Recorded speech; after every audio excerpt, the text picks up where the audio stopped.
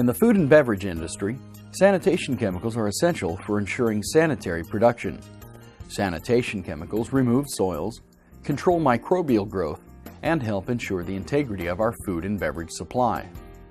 At Johnson Diversey, we want to help you safely handle, dispense, and apply sanitation chemicals. In this video, we will cover how and where accidents can occur, the proper use of personal protective equipment, and the potential dangers of sanitation chemicals and their proper usage. Hello, my name is Randy Suver, and I'm the Vice President of Sales, Service, and Engineering for the Johnson Diversey North American Food Group. There is nothing more important we do at Johnson Diversey than promote safety.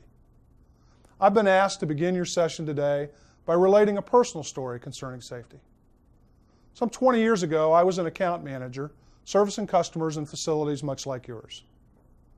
As I walked across the parking lot to one of my customers one afternoon, I noticed that they were preparing to clean a piece of equipment outside that they had removed from the plant to ship to another one of their facilities. I decided to lean against the wall of the plant and watch them clean it. No need for safety equipment as I was outside and a fair distance from the cleaning. The foamer being used to clean was not working properly, and the operator asked if I would check the pressure gauge on the foamer. As I approached the foamer, one of the hoses blew off and sprayed a strong caustic solution into my face and eyes. I was rushed to the hospital, and the early diagnosis was that I would most likely lose the vision in both eyes. Due to the work of the emergency medical teams and the hospital staff, the diagnosis was only half right. I did lose the sight in my left eye, but after 2 months of daily trips to the hospital, where they treated me and painfully removed the scar tissue a layer at a time from my eyes, I was able to retain the sight in my right eye. Had I used proper eye protection, as I had done hundreds of times before, the worst of the incident could have been avoided. You can never predict where and when an accident will occur, but by taking proper precautions and making safety a part of what you do all day, every day, you can greatly reduce the likelihood that you or those around you will be involved in an accident. Please help us help you be safe by following all the instructions and training provided by Johnson Diversey. Together, we can make your workplace safer. Thank you. The best place to find detailed information about the chemicals you're working with is the Material Safety Data Sheet, also known as AMSDS. The MSDS provides important, detailed information about the product, including an overview of the safe handling and storage of a chemical. There are a number of subjects covered in an MSDS. It is important for everyone who may be exposed to chemicals to know where the MSDS is located and that they review and understand it. If there are any questions, contact your supervisor or your Johnson Diversey account manager. When working around any chemical, it is important that you protect yourself. There are several personal protective equipment items to be worn when utilizing sanitation chemicals. First and foremost are goggles. At Johnson Diversey, we recommend goggles be worn at all times around sanitation chemicals. Unlike normal safety glasses, which are good eye protection from particulate matter, goggles offer much better eye protection by forming a seal around the eyes, protecting them from liquids. For protective clothing, depending on the application, a smock or a rain suit may be required. Looking at the rest of our body, on our hands, neoprene, nitrile, rubber or other chemical-resistant gloves. If in doubt, consult the MSDS. It's important to always check to see if the gloves are flexible and in good condition. Small leaks in gloves can allow chemical solutions to enter and cause burns. For our feet, wear chemically resistant boots, placing pant legs outside the boot to avoid chemicals dripping or being spilled inside the boot. A face shield should be used when there is a chance of chemicals splashing or spattering. Head covering may also be worn. Some hard hats have attached face shields. Safety clothing should be treated like uniforms and, under good manufacturing practices, be regularly washed. Due to potential contamination, safety clothing should remain at the plant.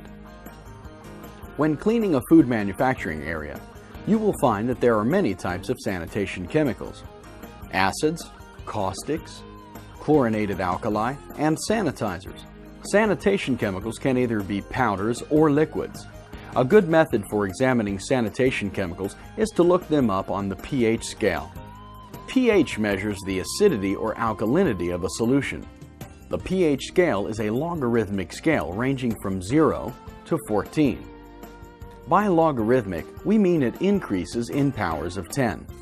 A pH of 2 is 10 times more acidic than a pH of 3, and 100 times more acidic than a pH of 4. Let's look at the pH of some common materials. Egg whites have a pH of 8. Home laundry detergents have a pH of 9. Pure water, a pH of 7. Cheese has a pH of 5. And vinegar, a pH of 3. Now let's look at the pH of typical sanitation chemicals. A heavy-duty caustic has a pH of 13.8. A chlorinated alkaline foam cleaner, a pH of 13.5. A foaming acid has a pH of 0.5. Because they are in the extreme pH ranges, many sanitation chemicals are classified as corrosive. Why do we use such strong chemicals in sanitation? In today's food and beverage industry, we need to accomplish sanitation as quickly and efficiently as possible. Nothing removes fat from surfaces like sodium hydroxide, also known as caustic. It wouldn't be practical to clean a food plant with a home laundry detergent. Chemicals have their place. It would be foolish to wash your clothes with chlorinated alkaline foam detergent. Let's take a look at the action of sanitation chemicals. On this stainless steel panel is a protein film that has been stained red for visual purposes. Notice as we dip the slide in the detergent how quickly it removes the film.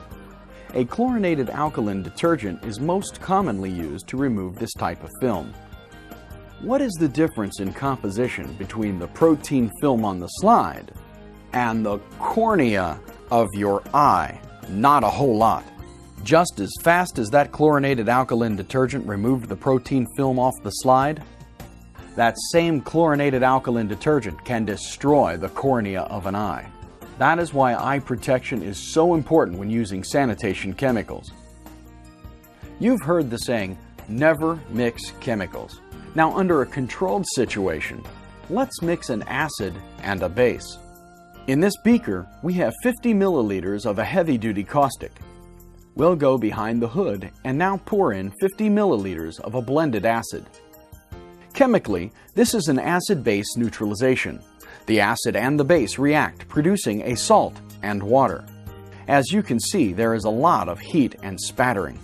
This is on a small scale. Now consider if the wrong sanitation chemicals are mixed.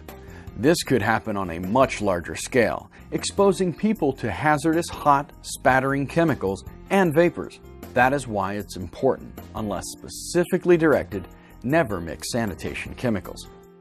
In the case of skin or eye contact with sanitation chemicals, immediate action is important. If a person is splashed with a chemical in the eyes, they may become disoriented and can't find a water source. So it is important that you never work with chemicals alone and always be aware of others in the area. Always know where the emergency showers and eye wash stations are located. If a person comes in contact with hazardous chemicals, the area should be flushed with water for at least 15 minutes. In chemical areas, most plants have safety showers and eye wash stations, which should be utilized. If safety showers and eye wash stations are not available, a suitable tepid water source can be used. Once proper first aid has been administered, notify appropriate plant personnel. If required, the affected individual should seek further medical attention. When there have been accidents with sanitation chemicals, it's important to understand where these accidents have occurred in order to focus our safety efforts. In the food and beverage industry, the majority of accidents occur while dispensing or applying sanitation chemicals. These accidents usually result in chemical burns or serious eye injuries. This is why whenever anyone is entering a chemical dispensing area, they must be wearing proper PPE. Right now we're in a food manufacturing plant and approaching the chemicals dispensing and storage area. The first thing we notice is that according to good manufacturing practices, the area is separate from production and secured. Sanitation chemicals need to be stored separately, away from any food ingredients or packaging. With today's security concerns, sanitation chemicals should be in a secured and locked area. The area should have limited access to authorized personnel only. In this facility, all the sanitation chemicals that are used for cleaning and sanitizing are dispensed from this chemical dispensing system.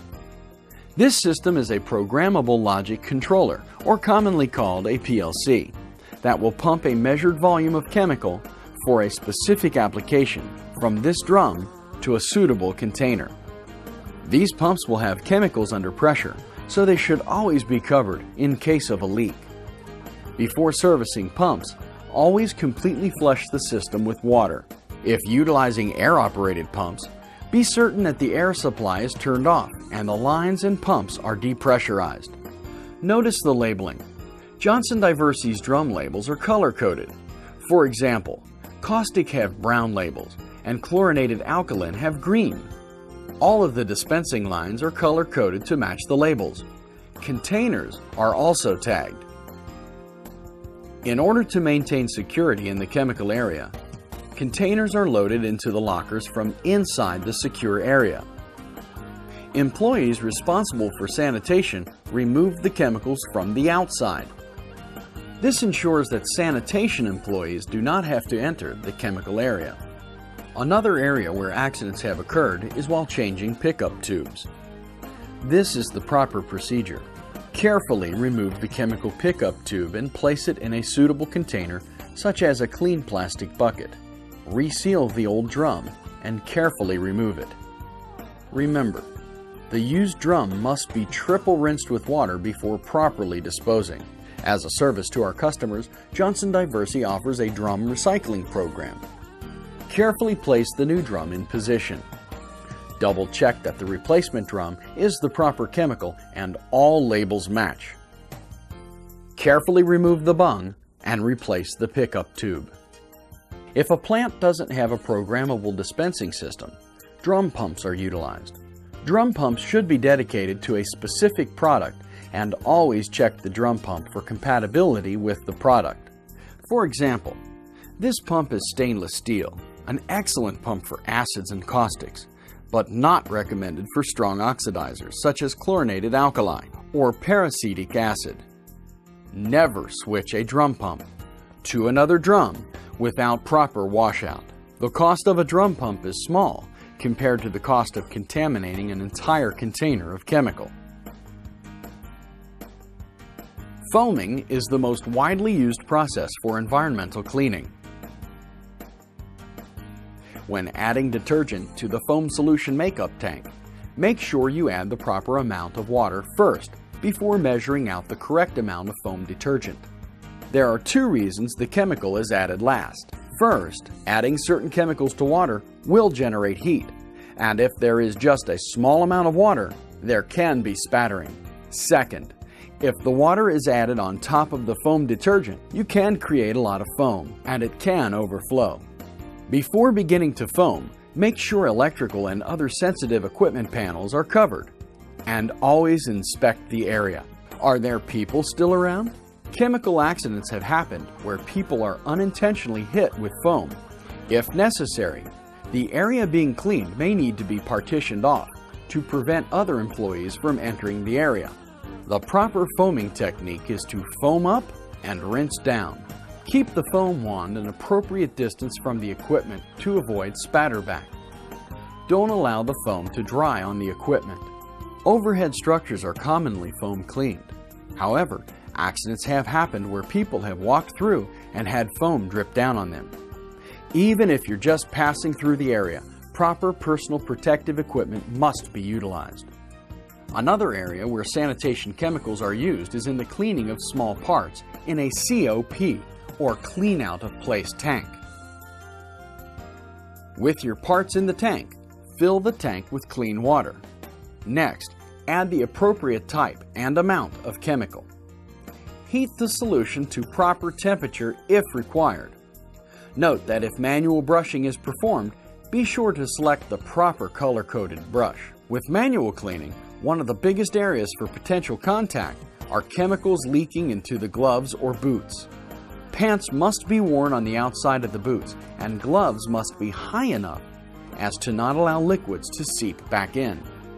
Cleaning in confined spaces involving entering a tank, vessel, or other applicable piece of equipment necessitates additional safety requirements. Confined spaces may contain an atmosphere that could cause an individual to collapse or even die. When inspecting or working in confined spaces, make certain that proper confined space entry procedures are followed. Simply placing your head in a confined space is the same as having your whole body in the space. When cleaning and sanitizing mechanical equipment, always follow proper lockout and tagout procedures to avoid potential injury or death. Adhering to a lockout-tagout policy is mandatory. Finally, slips and falls. People forget that chemicals can produce slippery floors. Safety shoes with anti-slip soles must be worn. In this video, we have shown you the nature of sanitation chemicals and how to safely handle, use, and dispense them. We've also covered material safety data sheets, proper personal protective equipment, and where accidents are most likely to occur with sanitation chemicals. At Johnson Diversey, we understand our responsibility for providing efficient sanitation chemicals for cleaning and sanitizing food and beverage plants. We want you to utilize these chemicals safely. Chemical safety is no accident. Before beginning any sanitation task, ask yourself, am I doing this the safest way?